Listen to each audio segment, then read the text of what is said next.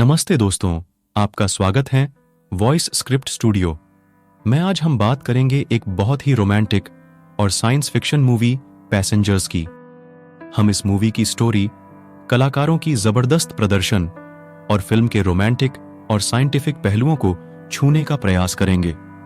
तो बैठिए और हमें सब्सक्राइब करके इस अद्भुत सफर में चलें। फिल्म बाहरी अंतरिक्ष में ऑटो पायलट पर स्टारशिप एवलॉन के साथ शुरू होती है, जो पृथ्वी की आबादी के बड़े पैमाने पर पलायन के दौरान होमस्टेड की कॉलोनी की दुनिया में जा रही है।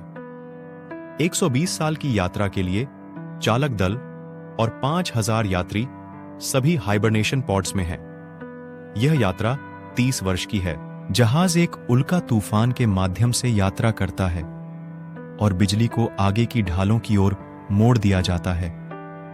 फिर जहाज एक बड़े उल्का से टकराता है और बिजली झपकती है।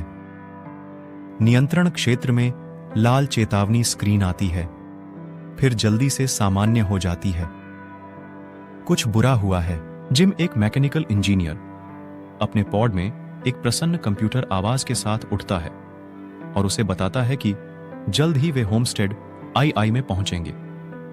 उन्हें बताया गया कि शीत निद्रा में रहने के बाद भ्रमित और कमजोर महसूस करना सामान्य है। उसकी बांह पर लगे रिस्टबैंड को स्कैन किया जाता है और कंप्यूटर उसे उसके केबिन में ले जाता है, जहां वह सोता है। अगले दिन वह उठता है, यह तय करने की कोशिश करता है कि साथी यात्रियों से मिलते समय क्या पहनना है। फिर एक कैफेटेरिया की ओर जाता है, जहां वह अकेला होता है। वह एक ओरिएंटेशन सेशन में जाता है, लेकिन वह वहां अकेला है। कंप्यूटर उसके इस प्रश्न को नहीं समझ पाता कि वहां कोई और क्यों नहीं है। जिम मेन लॉबी में जाता है और उसे इंफॉर्मेशन कंप्यूटर से कोई मदद नहीं मिलती है।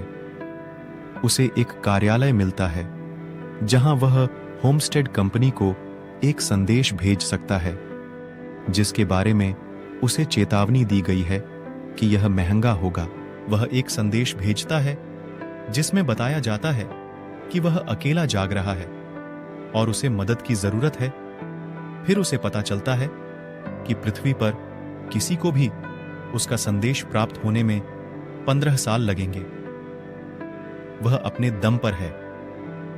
जिम को जहाज के सभी उपकरणों के लिए मैनुअल मिलते हैं।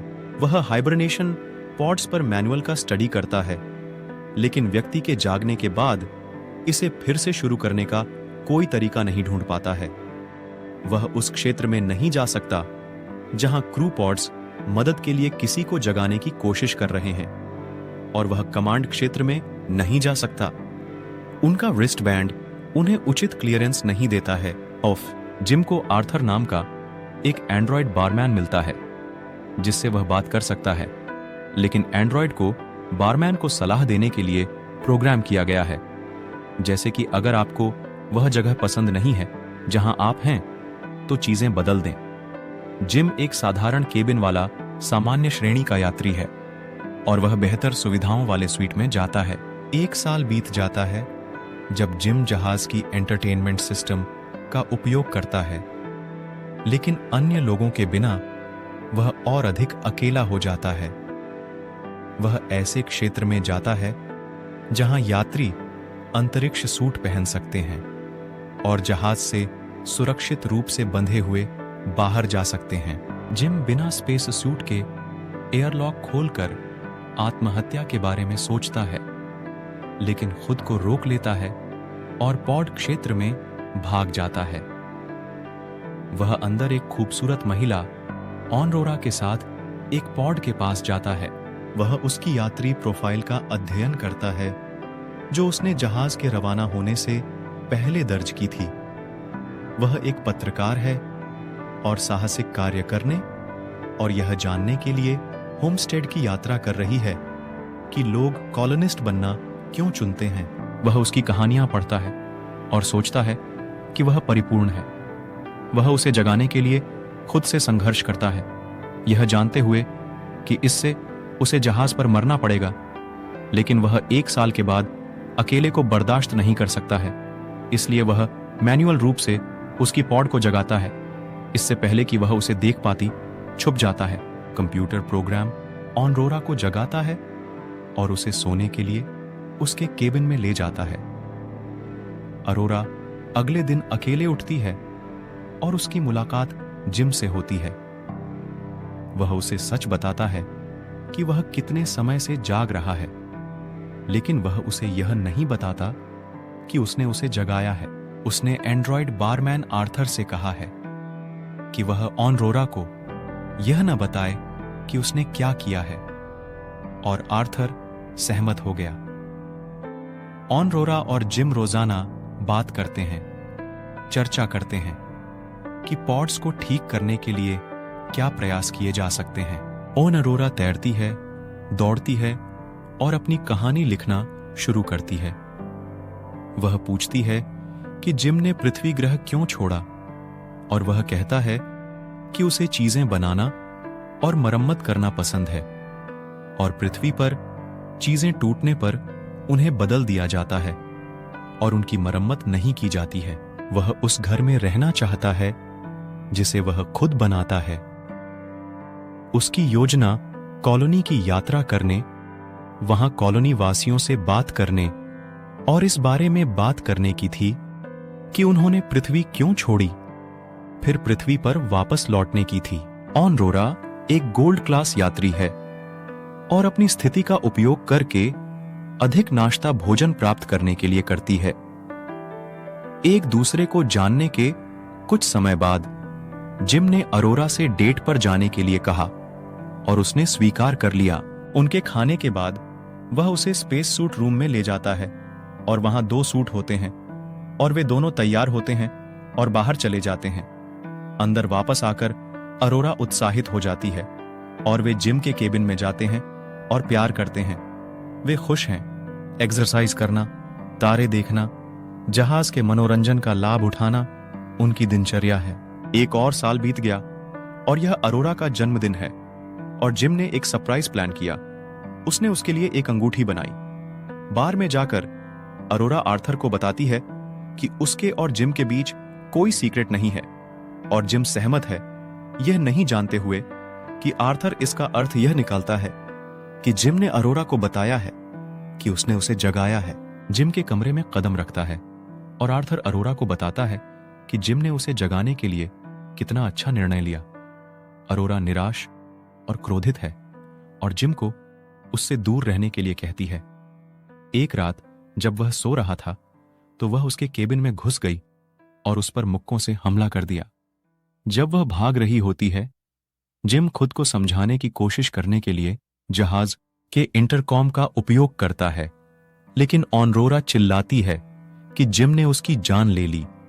जबकि यह सब चल रहा है, कंट्रोल रूम को सिस्टम फेल के अलर्ट अधिक बार बार मिल रहे हैं। जिम और ऑनरोरा ने सफाई करने वाले रोबोट में सिस्टम की खराबी जैसी छोटी छोटी चीजें देखी हैं। उल्का पिंड की टक्कर को अब 2 साल हो गए हैं। एक दिन गस मैनकुसो उठता है। वह एक डेक क्रू प्रमुख है और जल्दी उठ गया है। हाइबरनेशन पॉड्स पहले कभी फेल नहीं हुए हैं और वह बताते हैं कि कुछ बड़ी गड़बड़ी है। उनका रिस्टबैंड उन्हें कमांड सेंटर में ले जाता है, जहां उन्हें पता चलता है कि जहाज का ऑटोमेटिक डायग्नोस्टिक सिस्टम फेल हो गया है और उन्हें डेक को मैन्युअल रूप से जांचने की आवश्यकता है। जबकि गस ऐसा करने से पहले डायग्नोस्टिक सिस्टम चलाता है, एक बड़ी गुरुत्वाकर्षण विफलता होती है और ऑनरोरा स्विमिंग पूल में लगभग डूब जाती है। गस ने पाया कि मेजर फेलियर हैं और कंप्यूटर एक टाइमलाइन बनाता है जो दिखाता है कि पहली विफलता 2 साल पहले हुई थी। गस का मानना है कि पहले कुछ विफलताओं के कारण लोड को फिर से बराबर करने की कोशिश करने के लिए पावर डाइवर्जन किया गया, लेकिन लोड बहुत भारी हो गया जिससे अधिक से अधिक विफलताएं हुईं। पूरे जहाज के अंतरिक्ष में खत्म हो जाने का खतरा है, जो पूरे चालक दल और यात्रियों को बर्बाद कर देगा। सबसे पहले फेलियर मेन इंजन में था, लेकिन कहां है यह बताने के लिए उन्हें मैन्युअल निरीक्षण करना होगा। इस पॉइंट पर गस गिर जाता है और जिम और ऑनरोरा उसे हॉस्पिटल में ले जाते हैं और उसे मेडिकल ऑटो डायग्नोस्टिक में डाल देते हैं।